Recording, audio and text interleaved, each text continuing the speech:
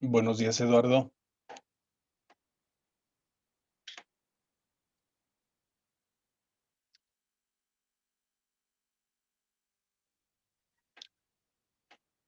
Buenos días.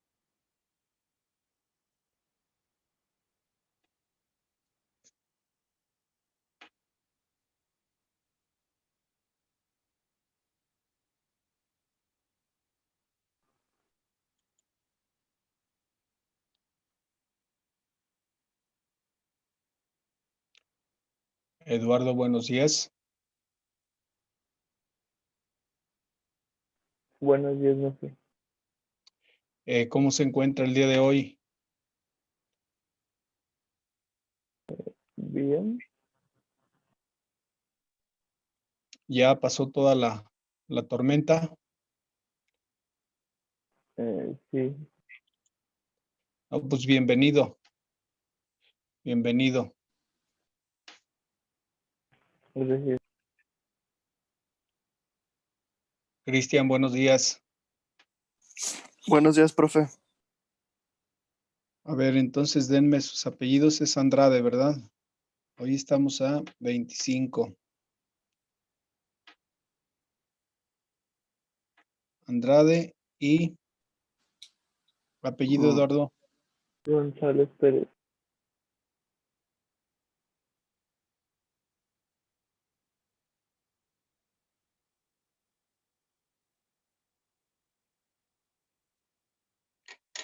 Muy bien, bueno, pues vamos a comenzar. Todavía faltan muchos, pero el tema pues tiene mucho que ofrecernos. Eh, ¿Qué investigaron acerca del mismo?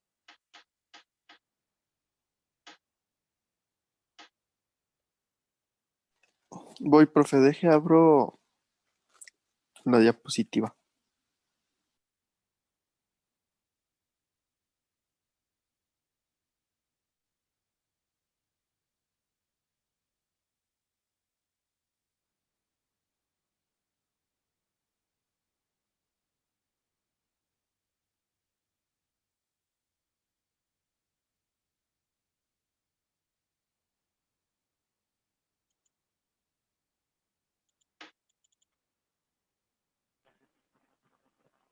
Bueno, yo lo de ¿cómo se pronuncia? Nietzsche, Es Che. Nietzsche o Nietzsche también.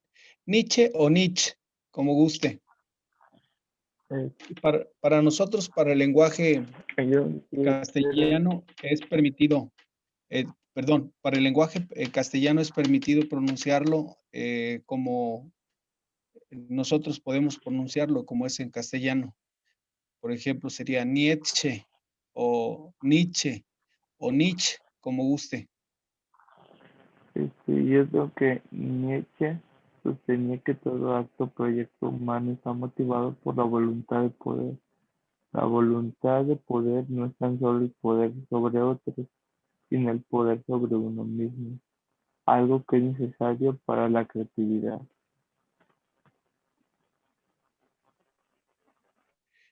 Sí, efectivamente, bueno, todo está movido por el poder. Todos los seres humanos buscamos poder. Hoy en día ustedes escucharán mucho el empoderamiento de las mujeres. El empoderamiento, pues, no es otra cosa más que tener el poder. Y todo hombre lucha por tener el poder. Aquí, bueno, pues hay una disyuntiva. Hay un poder para servir y hay un poder para servirse. Eh, Quizá uno de los sesgos que le ha dado la humanidad más bien es el poder para servirnos de los demás. Y ustedes pueden constatarlo. Estudiamos para conocer, pero más que para conocer, para ganar dinero, para tener más bienes, para tener más poder. Entonces, esa es la disyuntiva. Y efectivamente, bueno, entonces el saber es para tener más poder. Y esa es una tendencia muy natural en el ser humano. ¿Qué más?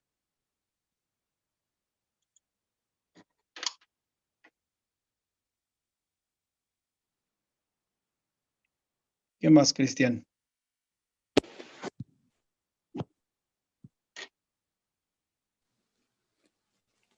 Nietzsche fue ateo durante su vida adulta y por lo tanto nunca creyó en la existencia de Dios. La Ilustración, el movimiento cultural e intelectual que tuvo lugar en Europa entre fines del siglo XVII y el inicio de la Revolución Francesa, aportó mayor claridad a la sociedad en una época de muchos cuestionamientos. En este movimiento enfatizó en la razón y el individualismo más que en la tradición, dejando atrás todo pensamiento impuesto por la religión. Entonces, luego de esto, la realidad comenzó a cambiar y de pronto la idea de que el universo fue creado por la autoridad divina fue reemplazada por la creencia de que el universo resultó de ser una serie de fenómenos físicos y químicos. Así es, la filosofía comenzó a defender que las autoridades ya no necesitaban estar organizadas según tradición religiosa y que deberían ser resultados del consentimiento y la racionalidad de las personas gobernadas. Según los filósofos, las teorías morales, los valores y el orden podrían existir sin la necesidad de un Dios, tan solo con la filosofía y la ciencia. Es correcto, ahorita nos ubicamos dentro del contexto para entender mejor su pensamiento. ¿Qué más, Cristian? ¿O le damos oportunidad? Es, Sí, es adelante. todo, profe. Bueno, ¿alguien más? Por aquí entró Paulina, entró Quetzali. eh, ¿Alguien más de los presentes trae información acerca de Nietzsche?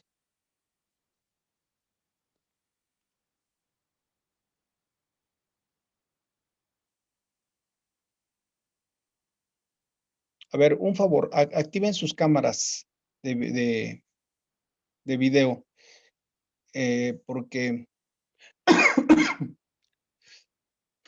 generalmente nos pasamos el anonimato. No sé si algunos están por ahí dormidos, pero sí es conveniente que activen por lo menos sus cámaras, por favor, para trabajar. Hay muy poquitos. Aquí está Quetzali, Cristian, Eduardo, Moisés, Emanuel. Son todos. Voy, maestro, permítame. Profe, mi cámara no funciona. Bueno, ya sabemos. Quetzali ya la activó. A ver, por ahí Eduardo, si pudiera, por favor, y Paulina.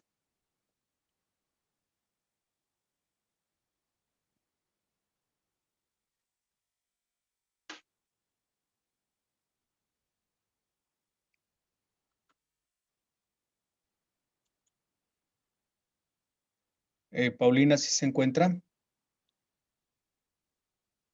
Sí, profe. Bienvenida. Más bien, si pudiera activar su cámara, por favor. Gracias, Eduardo. Muy bien. Llegó la luz de muy buena manera. Bueno, vamos a trabajar. El pensamiento filosófico de Nietzsche, pues es poquito difícil, sobre todo por la corriente filosófica, que es nihilista.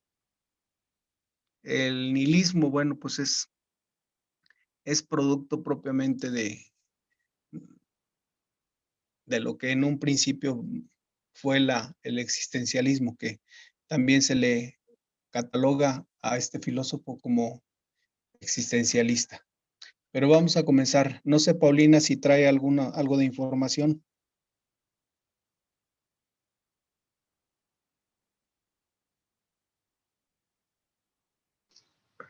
¿Sobre el qué, profe? Sobre Nietzsche.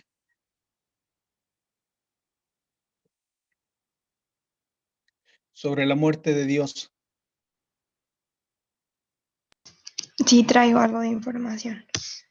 A ver, adelante. Mm.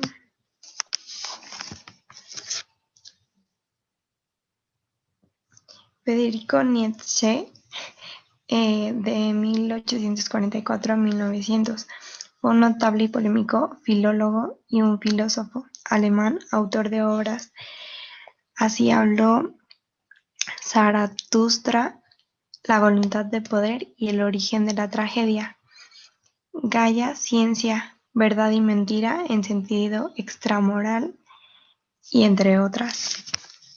El anuncio del... Ay, a ver, permítame.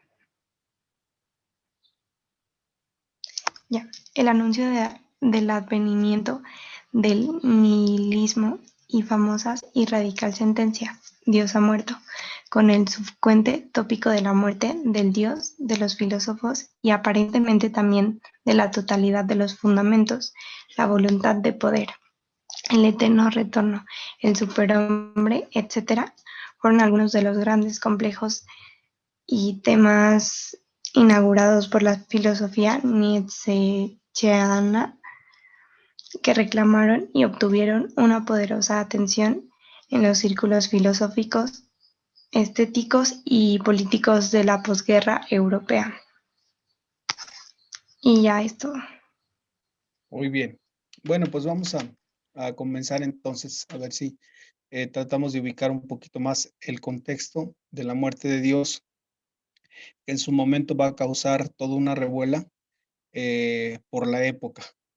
Acuérdense que aunque la ilustración está de moda, sin embargo, bueno, pues el cristianismo sigue teniendo su presencia. Entonces, el hablar de la muerte de Dios, pues fue algo exponencial y sobre todo, bueno, pues cuestionó mucho a muchos creyentes, porque Nietzsche, bueno, pues es un filósofo de la época cuya influencia y sobre todo cuyas afirmaciones tuvieron muchas repercusiones en todos los campos de la vida. Hablar de la muerte de Dios, bueno, pues es un postulado filosófico para borrar totalmente su existencia, ya que sus antecesores pues no hablan de la muerte de Dios, hablan de la inexistencia de Dios, que filosóficamente, bueno, pues era darle una pauta y sobre todo darle una existencia. Entonces, para acabar con eso, Nietzsche afirma en su obra Así habla Zaratustra, tiene varias obras y en esta obra Así habla Zaratustra, ahí habla de la muerte de Dios a través de la personificación de un profeta, quien viene anunciando la muerte de Dios. Si ustedes tienen oportunidad en alguna ocasión, lean esta obra, Así habla Zaratustra, y ahí está ese postulado, la muerte de Dios.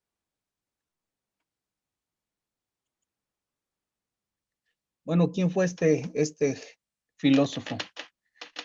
Como bien lo dijeron, nace en octubre del 1844 en Rocken, una pequeña ciudad de Alemania. Tanto su padre como sus abuelos paternos y maternos fueron pastores protestantes. Entonces, hay una influencia muy fuerte teológica. De manera indirecta, pues hay esta influencia religiosa. Por eso 2 años más tarde nació su hermana Elizabeth, quien mantuvo una tortuosa relación con Nietzsche y que desempeñaría una polémica en sus papeles póstumos. Es decir, hay una lucha entre Nietzsche y la hermana. Estamos hablando aquí, pues que la influencia religiosa pesó más sobre su hermana que sobre él. Ya en 1849 murió el padre y la familia se trasladó a Naumburgo, donde Nietzsche va a cursar sus estudios primarios y secundarios. Y ya en el 56, con la edad que tiene, comienza a sufrir fuertes dolores de cabeza, probablemente debido a trastornos de la vista. el caso de Nietzsche, bueno, pues Nietzsche tenía cierto estrabismo, y este estrabismo es el que le va a causar el daño ocular. Estos dolores le duraron toda la vida, amargándole mucho buenos momentos y convirtiéndole la lectura y la escritura en un auténtico suplicio. Es decir, acuérdense que es la época donde no hay nada que divertirse, no hay otro medio de divertirse más que la lectura. Y debido a su estrabismo, bueno, pues va a causar este problema a la lectura.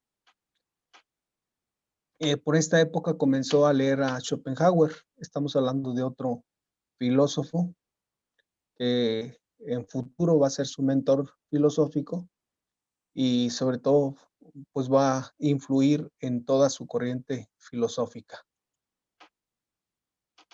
En el 64 se traslada a Bonn para iniciar sus estudios universitarios en teología y filología clásica. ¿Por qué teología? Bueno, pues acuérdense que los abuelos eran pastores protestantes.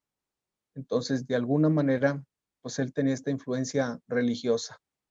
Para el 65 se traslada a Leipzig para estudiar filosofía clásica en Reich.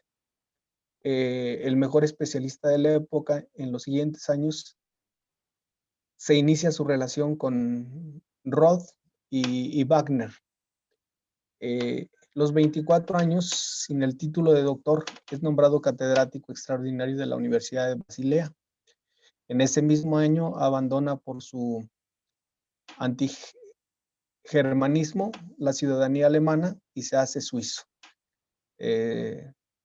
Esto, bueno, pues para mejorar también su condición económica, ya que el filósofo, diríamos el filósofo clásico, pues es muy, muy mal pagado. Sin embargo, la influencia que va a tener en la sociedad, pues va a ser mucha y pues lógico esto también aumentará sus ingresos. Una de las obras que tiene Nietzsche en sus primeros años es El nacimiento de la tragedia griega en el espíritu de la música. Esta obra va a ser publicada en 1871. La obra suscitó pues gran silencio y también gran cuestionamiento a su alrededor, ya que uno de los más entusiastas por esta obra fue Wagner, que se considera el gran benefactor de la obra, y Roth, un prestigioso filósofo de la época, que va a salir en defensa de Nietzsche ante la dureza de los ataques de los filólogos académicos, quienes lo acusaban de carencia y rigor científico. Es decir, los críticos de la época pues van a sancionarlo y tanto Wagner como Roth van a salir en su defensa. Así, durante estos años en Basilea, cultivó la amistad con Wagner y su esposa, Cosima, de la que se sabe que estuvo enamorado. Es decir, aquí viene propiamente la decadencia afectiva o amorosa de Nietzsche. Según los escritos, Nietzsche estuvo enamorada. Aquí está la mujer de la que estuvo o de la que se sabe que estuvo enamorado. ¿Me ayudan a leer, por favor, este primer dato? A ver, Eduardo, por favor. Aquí donde está el cursor. Voy. Entre 1875 y 1878 escribe la primera parte de Humano, demasiado humano, que acabará en 1880.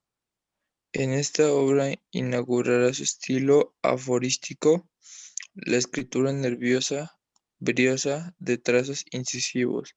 Inventa la brevedad contra el sistema. Su enfermedad ocular le impide escribir demasiadas horas seguidas y le lleva a la brevedad. Cada vez le resulta más difícil valerse por sí mismo, dadas sus continuas jaquecas, los dolores de ojos y los vómitos. Desde entonces hasta el final de su vida lúcida, vagabundeará por Europa de un lado a otro, viviendo en la más austera estrechez en Riva, Génova, Sicilia, Rapallo, Niza, Sils Maria, Turín. En 1881 publicó Aurora, Pensamientos sobre los prejuicios morales. En 1882 conoció a Loubon Salomé, mujer que ejercería una notable influencia en su vida y que se relacionó con algunas de las más destacadas figuras de su tiempo, como Rilke, Freud. Ese mismo año escribe La Gaia Ciencia, donde habla por primera vez del eterno retorno. En febrero de 1982 publica la primera parte de Así habló Zaratustra. La soledad y la enfermedad se acentúan. Su hermana se casa y se marcha a Paraguay. Lou Salomé lo abandona definitivamente. Las dolencias físicas son cada vez más insufribles y le obligan a tomar muchos calmantes. Bueno, como ven, su vida es muy trágica. Y esa tragedia, bueno, va a tener repercusiones en su obra.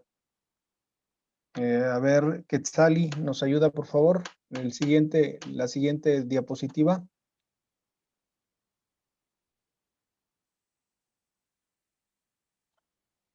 Quetzali.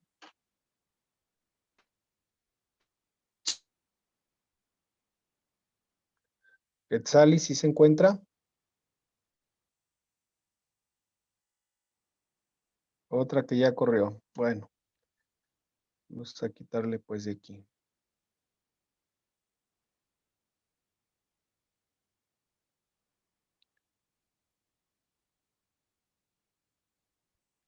A ver, Paulina, no está Quetzali. Paulina, por favor. Sí, profe. ¿Lo puedo hacer un poquito más grande? Claro que sí. Por Ahorita favor. ya lo agrandamos. A ver, vamos a... ¿Le parece bien así? Sí, profe, así está bien. A ver.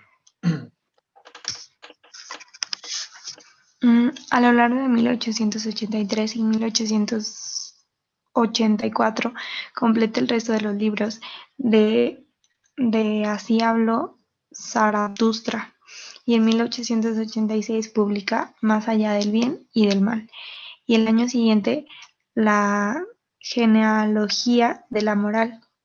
En 1808 escribe Sin descanso y acaba 2 escritos contra Wagner.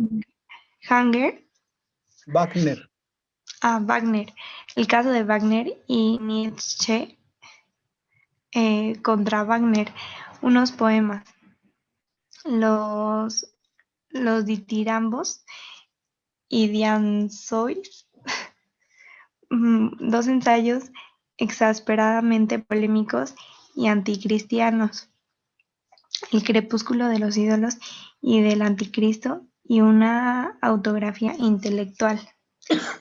Ecce Homo. Ecce Homo. Ecce Homo. A finales de 1888, Nietzsche vive días de gran exaltación emocional que lo acaban al colapso mental. En mayo de 1889 es internado en una clínica de Basilea con el diagnóstico de reblandecimiento cerebral y parálisis progresiva. Poco después, su madre se lo lleva a Jena. La situación del paciente se agrava progresivamente. El día 25 de agosto de 1900, tras 11 años de locura, una apoplejía acabó con su vida. Bueno, y ahí muere propiamente este personaje. El contexto en el que se desarrolla, bueno, pues estamos hablando de las revoluciones obreras en Europa. Estamos hablando de la unificación de Alemania bajo la hegemonía prusiana. Acuérdense que en esta época lo característico es la tendencia al nacionalismo, es decir, hay un nacionalismo muy fuerte en las personas, en los ciudadanos que tratan de identificarse con su nación, y esto pues los lleva a la unificación.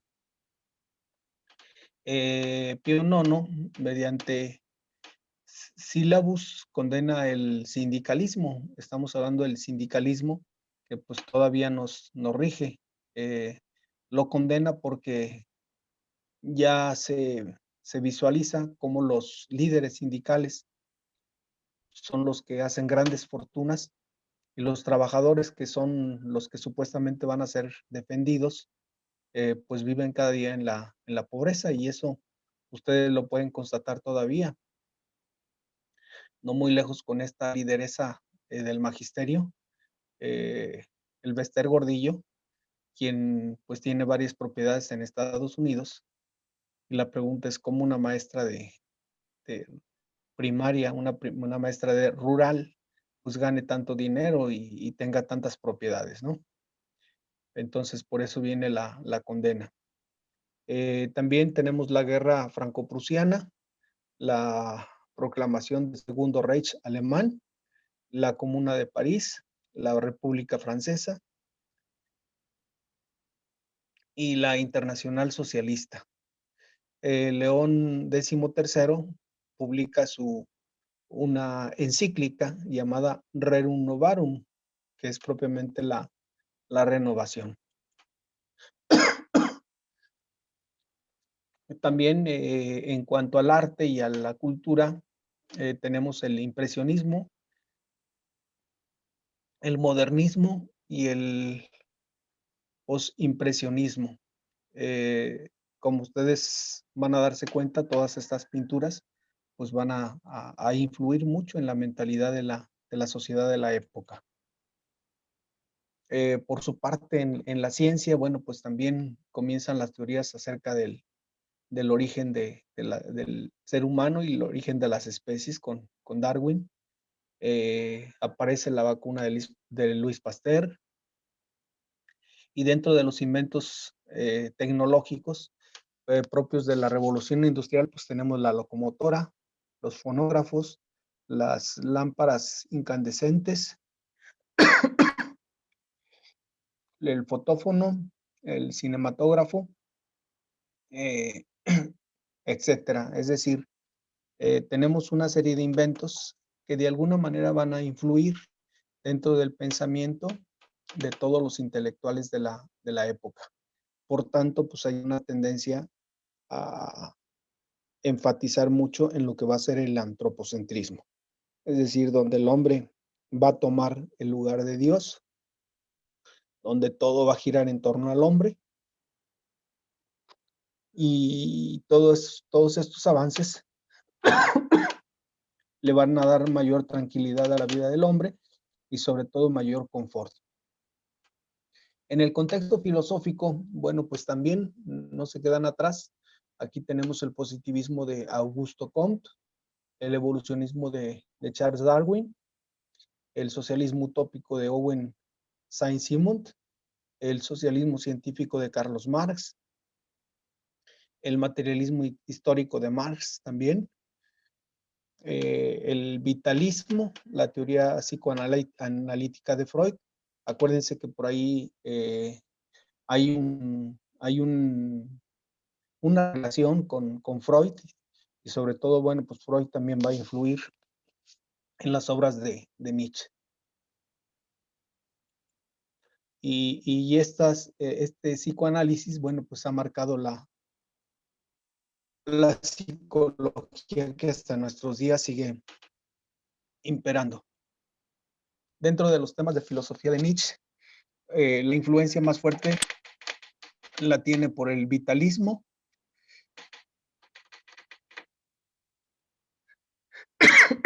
perdón, entendido como un sí rotundo y radical a la vida. Pero también está la crítica a la cultura occidental, critica la metafísica tradicional. ¿Qué sostenía la crítica, la metafísica tradicional? Bueno, pues la predominancia de la existencia de un ser divino que está presente en todo momento. También critica la moral y la ética. Estamos hablando una moral y una ética que está regida propiamente por la Iglesia Católica Romana. También hay una crítica a la religión judeocristiana por este antagonismo y sobre todo por esta predominancia a los bienes, es decir, el judío tiene una concepción que la riqueza es un bien que Dios da al hombre y la pobreza y la enfermedad son producto del pecado.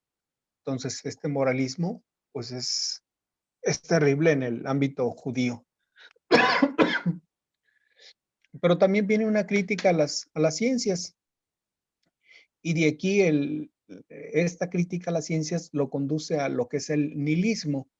Nihil en latín significa nada. Entonces, Nietzsche distingue entre el nihilismo positivo, que consiste en la pérdida de la validez de los valores vigentes. Es decir, pues no hay nada. Los valores que en ese momento están, pues son valores que no tienen sustento porque parten de una tradición. Y está el nihilismo activo, que a través de la muerte de Dios lleva a una trasvaloración moral. Es decir, si Dios había establecido los valores morales, entonces los valores morales a partir de la muerte de Dios estarán establecidos por el ser humano.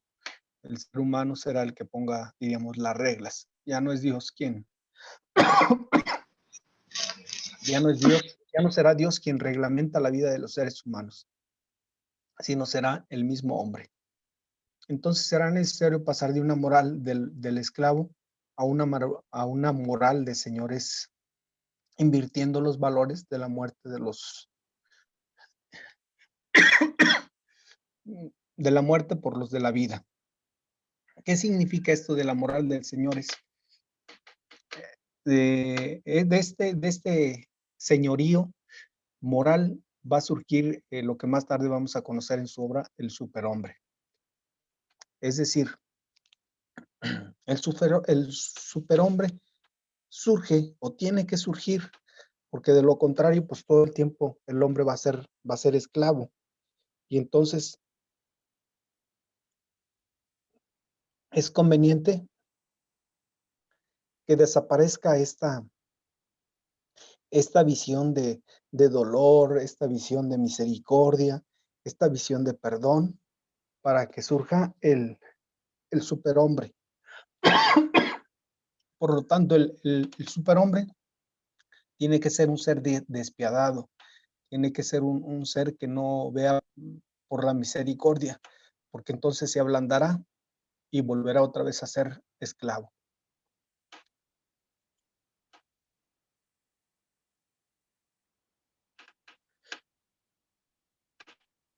Ayúdenme a leer, por favor, esta diapositiva. Eduardo.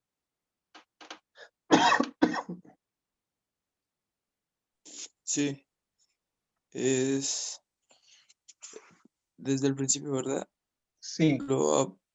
Lo apolineo y lo dionisíaco son dos principios fundamentales con los que Nietzsche ofrece una interpretación al mundo y la filosofía griega que tendrá un gran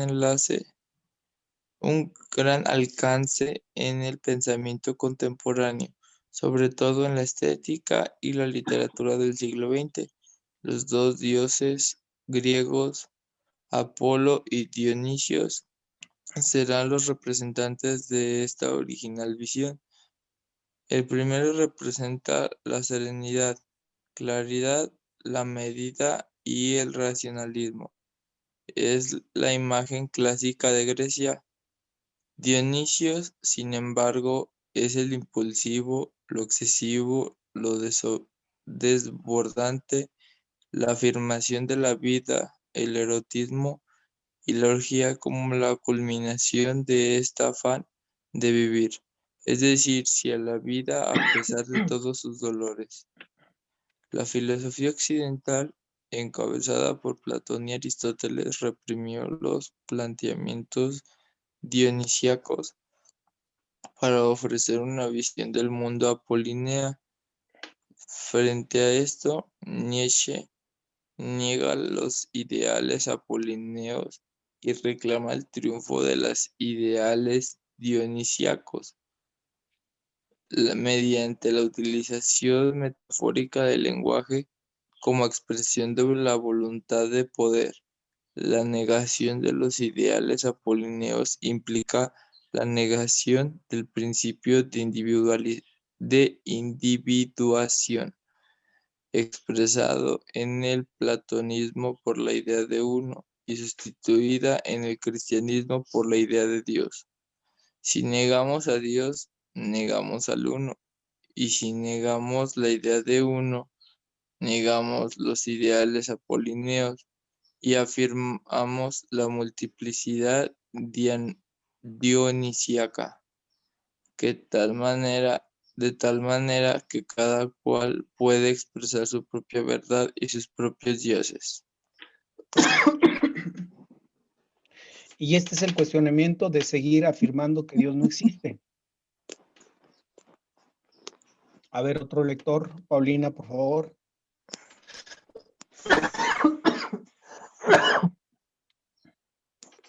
Voy, profe. Nietzsche se ha caracterizado por la crítica extrema y feroz que realizó sobre la religión, la filosofía y la moral de la tradición occidental. El planteamiento nietzscheano, la crítica y repulsa total de la cultura tradicional. Para Nietzsche, todos los valores de la civilización occidental se basan en una gran mentira: suponer que más allá de las cosas mismas hay un orden eterno que el saber humano reproduce. Nietzsche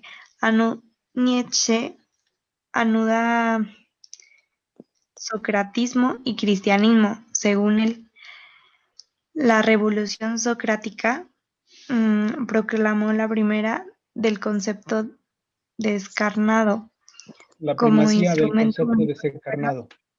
Sí, la primacía. Adelante. de la primacía del concepto descarnado como instrumento único de la verdad. Abandonó la imaginación poética. Después Platón convirtió el concepto en idea y estableció un mundo intangible desde el cual se juzga como deficiente. El cristianismo, con su afirmación del Dios único, afianza este esquema. Nietzsche pretende, con una crítica feroz, destruir estas formas culturales para dar cauce al nuevo proyecto de hombre que él propugna, el superhombre.